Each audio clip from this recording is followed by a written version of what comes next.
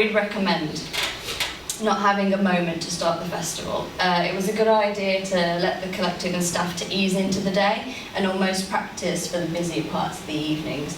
We opted not to have a moment to start the festival such as ribbon cutting, as this would have only appealed to stakeholders and looked pretty middle-aged. From an early stage of programming, a marketing steering group was set up for young people in the collective who showed an interest in marketing and wanted to develop skills in that area. They would meet with me fortnightly, and in these meetings we had loads of discussion around what we wanted the festival branding to look like. So we looked at lots of other young people's events in Nottingham, festivals generally, and kind of developed ideas from there, linking back into the theme of the festival, which was around identity.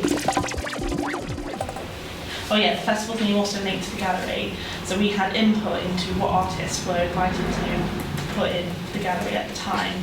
So the festival and the exhibitions both correlated with the theme of identity. We had some really positive press feedback about this, that it wasn't tokenistic, it worked really well together. Art Monthly wrote about how interesting it was that the Fabric Collective young people had actually had the input into this. So these sessions provided vital feedback on our Collaborate branding prior to the festival, and really kind of built on that and fed entirely into what our Affinity branding ended up looking like. I couldn't recommend this highly enough. It was really enlightening and helped the collective to be very audience focused, not only in the branding we were developing but also feeding back into programming. We transformed the whole building, including the outside of the building, which we made banners for working with an artist. Number 3, take over the whole building. Why not? It gave the group real ownership of Nottingham Contemporary and made sure that all the staff teams bought into the festival as well, because they couldn't avoid it. We were able to take over the Nottingham Contemporary website in the run-up, and the Affinity Festival web pages got third most viewed page on the whole website. On Twitter, again, we used both the channels, and obviously really useful for connecting to all the acts that we had confirmed in all our partner groups. Really would emphasise how much of a full-time job that is, and particularly during the festival, having someone on that full-time is really useful.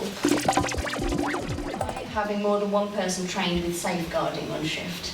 We had 2 safeguarding issues, one during the festival and one on the day after the festival, and only myself and Kay, head of learning, dealt with it, which left us unable to deal with another safeguarding issue if one had arisen. All our volunteers were recruited from the age group, and we went out to where they were, so like open days at schools and colleges and things. We had 0 behaviour-related issues during the 2 days, with 4,000 young people in the building had no behavioural issues. And I think this was a lot down to the staff and the collective being relaxed and enjoying themselves as well. We had an evaluation booth, which had an artist inside, and she would ask questions just in like a sort of conversation manner, but would draw a portrait of the person they were evaluating with that they could take away. But on the back of the portrait had advertising about Collaborate. So again, like they would come back. Circuit aims were important, and they became more important than the rules of the organisation.